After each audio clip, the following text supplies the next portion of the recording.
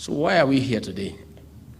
President, I, Professor Kindiki, the rest of us here, none of us has a problem with alcohol. Personally, I must admit, I used to drink a lot before I got saved. But since I stopped drinking, my things have been very good. That's how I'm deputy president. So I invite those who drink to consider to stop, to drop it. And maybe your things will get better. None of us has a problem with alcohol. But we have a problem with the poison in the name of alcohol. That we have a problem.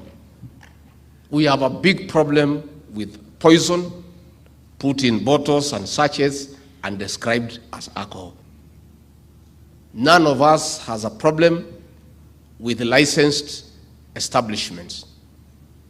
But we have a problem with licensed establishments selling poison as alcohol. We have a problem.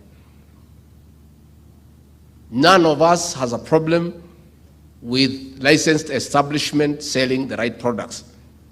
But we have a problem with the licensed establishments selling alcohol from 6 a.m. to 6 a.m. the following day. That we have a problem.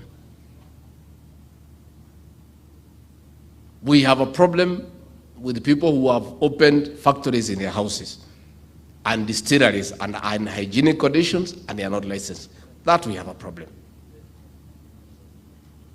We have a problem with the people who are bringing ethanol and using it to manufacture poison under the guise of alcohol. We have a problem with that.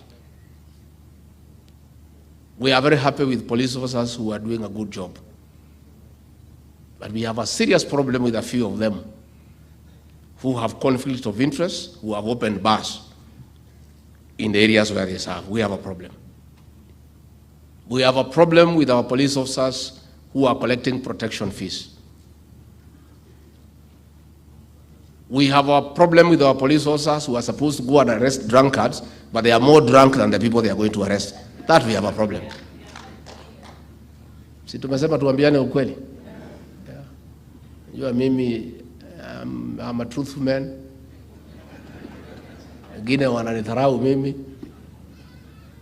Lakini ninasemanga tu ukweli.